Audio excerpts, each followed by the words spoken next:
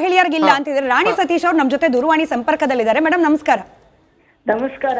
ಇನ್ನೊಂದು ಪೆಂಡಿಂಗ್ ಇಟ್ಕೊಂಡಿದೀವಿ, ಕಾಯ್ತಾ ಇರಿ, ಮಹಿಳೆಯರಿಗೇನೆ ಕೊಡ್ತೀವಿ ಅಂತ ಹೇಳಿ ಕಾಂಗ್ರೆಸ್ನ ಅನೇಕ ನಾಯಕರು ಮಾತನಾಡ್ತಿದ್ದಾರೆ. ಬಟ್ ನಮ್ಮ ಪ್ರಶ್ನೆ 33 ಆಯ್ತಲ್ಲಪ್ಪ, 33ರಲ್ಲಿ ಒಂದು ಯಾಕೆ ಅನ್ನಿಸ್ಲಿಲ್ಲ ಅನ್ನೋದು. ಇಲ್ಲ, ಇದು ಹಿಂಗಾಗಬಾರ್ದಾಗಿತ್ತು. ಮಹಿಳೆಯರಿಗೆ ಅವಕಾಶ ಕೊಡಬೇಕಾಗಿತ್ತು.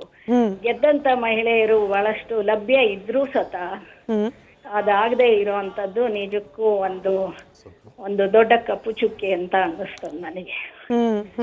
ಕೊಡಬೇಕಾಗಿತ್ತು.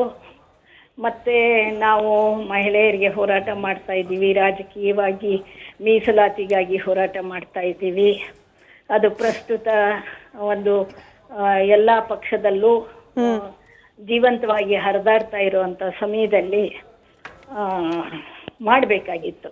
ಸಚಿವ ಸಂಪುಟದಲ್ಲಿ ಒಬ್ಬ ಮಹಿಳೆಗೂ ಅವಕಾಶ ಆಗ್ಲಿಲ್ಲ ಅಂದ್ರೆ ನಮ್ಮನ್ನ ನಾವು ಹೆಂಗ್ ಕನ್ವಿನ್ಸ್ ಮಾಡ್ಕೊಂಡಿದೀವಿ ಅಂದ್ರೆ, ಕ್ಷಮೆ ಇರ್ಲಿ ಮೇಡಮ್, ಇಂಟರಪ್ಟ್ ಮಾಡಿ ಕೇಳ್ತಾ ಇದ್ದೀನಿ, ಒಂದು ಸ್ಥಾನ ಆದ್ರೂ ಇರ್ಬೇಕಿತ್ತು ಅಂತ ಮಾತನಾಡ್ತಿದೀವಿ. ಟೆಕ್ನಿಕಲಿ ಈ 33% ಅಂತ ಅನ್ಕೊಂಡ್ರು ಕೂಡ ಹತ್ರ 11 ಜನಕ್ಕೆ ಅವಕಾಶ ಸಿಗಬೇಕು, ಬೇಡ 10 ಜನಕ್ಕೆ ಹೋಗ್ಲಿ, ಅದ್ರಲ್ಲಿ ಅರ್ಧ ಅಂದ್ರೂ 5 ಜನಕ್ಕೆ ರೆಪ್ರೆಸೆಂಟೇಷನ್ ಸಿಗಬೇಕು. ಬಟ್ ನಾವ್ ಹೆಂಗೆ ಕನ್ವಿನ್ಸ್ ಆಗಿದೀವಿ, ಅಟ್ ಲೀಸ್ಟ್ ಒಬ್ರಿಗಾದ್ರೂ ಇರ್ಬೇಕಾಗಿತ್ತು ಅಲ್ವಾ ರಾಣಿ ಸತೀಶ್ ಮೇಡಮ್? ಅದು ಒಬ್ಬರಿಗಾಗಿ ಇರ್ಬೇಕಾಗಿತ್ತು ಅನ್ನೋದ್ರಲ್ಲಿ ಅದು ಒಂದಿದೆ ಅನ್ನೋದು, ಅದು ಯಾವ ಕಾರಣಕ್ಕೆ ಇದೆ ಅನ್ನೋದು ಯಾರಿಗೂ ಗೊತ್ತಿಲ್ವಲ್ಲ. ಸರಿ, ಅದು ಗೊತ್ತಿಲ್ಲ. ಆದ್ರೆ ಇದನ್ನ ನಾಯಕರುಗಳು ಗಮನಿಸಬೇಕಾಗಿತ್ತು. ಮಹಿಳೆಯರಿಗೆ ಒಂದು ಅವಕಾಶ ಕೊಡಬೇಕಾಗಿತ್ತು. ಬಹಳ ಈಗ ನಾವೆಲ್ಲ ಮಂತ್ರಿಗಳಾಗಿದ್ದಾಗ 4 ಜನ ನಾವು ಮಂತ್ರಿಗಳಿದ್ವಿ ಎಸ್.ಎಂ. ಕೃಷ್ಣ ಅವರ ಸಂಪುಟದಲ್ಲಿ. ಈ ಸಲ ಎಲ್ಲಿ ಲೋಪ ಆಯಿತೋ, ಎಲ್ಲಿ ಅವರಿಗೆ ಅವಕಾಶ ಮಾಡ್ಕೊಡಕ್ ಆಗ್ಲಿಲ್ವೋ ಅನ್ನೋದು ತುಂಬಾ. ಈ ರಾಜಕಾರಣದಲ್ಲಿ ಆಯ್ಕೆಯ ಮಾನದಂಡ ಹೇಗಿರುತ್ತೆ ಅನ್ನೋದು ಒಂದು ಬಹಳ ಕುತೂಹಲ ಇರೋದು ಮೇಡಮ್. ನಾವು ಆಚೆ ನಿಂತ್ಕೊಂಡು ಏನೇ ವಿಶ್ಲೇಷಣೆ ಮಾಡಿದ್ರು, ನೀವು ಒಳಗಿದ್ ನೋಡಿದವರು, ಮಹಿಳೆಯರ ಆಯ್ಕೆ ಅಂತ ಬಂದಾಗ ಯಾಕೆ ಹಿನ್ನಡೆ ಆಗ್ತಾ ಇದೆ ಅಂದ್ರೆ, ಕೇಪಬಿಲಿಟಿ ಇಲ್ಲ ಅಂತಲೋ ಅಥವಾ ಇಂಡಿಪೆಂಡೆನ್ಸಿ ಅನ್ನೋದೇ ಇಲ್ಲಿ ಪ್ರಶ್ನಾರ್ಹ ಆಗ್ಬಿಡುತ್ತಾ, ಏನು ಅಂತ ಹೇಳಿ ಯಾಕೆ ಹಿಂದೇಟು ಅನ್ನೋದು ಯಾಕೆ? ಕೇಪಬಿಲಿಟಿ ಇಲ್ಲ ಅನ್ನೋದಂತೂ ಸುಳ್ಳು. ಈಗ ನಾಗಮ್ಮ ಕೇಶವಮೂರ್ತಿ ಅವರು ಮಂತ್ರಿಗಳಾಗಿದ್ರು, ಯಶೋಧರಮ್ಮ ದಾಸಪ್ಪ ಮಂತ್ರಿ ಆಗಿದ್ರು, ನಾಗರತ್ನಮ್ಮನವರಾಗಿದ್ರು ಹಿಂದೆ, ಆಮೇಲೆ ಮತ್ತೆ ಮೋಟಮ್ಮ ಆದ್ರು, ನಾನಾದೆ, ಬಹಳಷ್ಟು ಈಗ ಇದ್ದಾಗ ನಾವು ಅದನ್ನ ಒಂದು ಯಶಸ್ವಿಯಾಗಿ ನಡೆಸ್ಕೊಂಡು ಹೋದಂತ ಉದಾಹರಣೆಗಳು ಬೇಕಾದಷ್ಟಿದಾವೆ.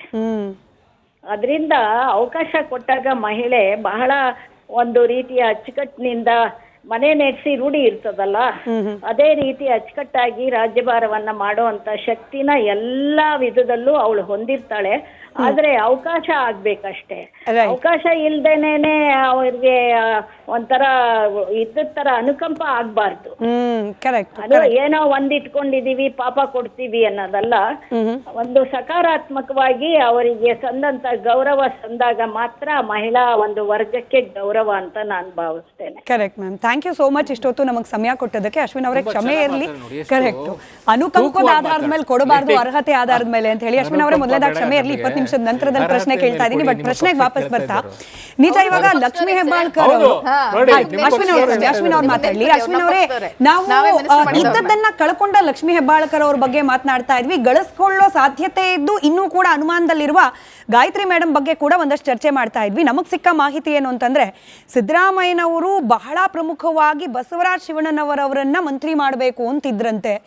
ಗಾಯತ್ರಿ ಮೇಡಮ್ ಹೆಸರು ಕಂಡಿದ್ದು ಸಿದ್ದರಾಮಯ್ಯನವ್ರಿಗೆ ಇಷ್ಟ ಆಗ್ಲಿಲ್ವಂತೆ. ಇಷ್ಟ ಎಷ್ಟರ ಮಟ್ಟಿಗೆ ಆಗ್ಲಿಲ್ಲ ಅಂತಂದ್ರೆ, ಮಗನ್ ರಾಜೀನಾಮೆ ಕೊಡಿಸ್ತೀನಿ ಅನ್ನೋ ಮಾತುವರೆಗೂ ಬಂದ್ಬಿಡ್ತು ಅಂತ ಹೇಳಿ ಅಲ್ಲಿ ಇದ್ದವರು, ಇದನ್ನ ಕೇಳಿಸ್ಕೊಂಡವರು, ಸಿದ್ದರಾಮಯ್ಯನವರ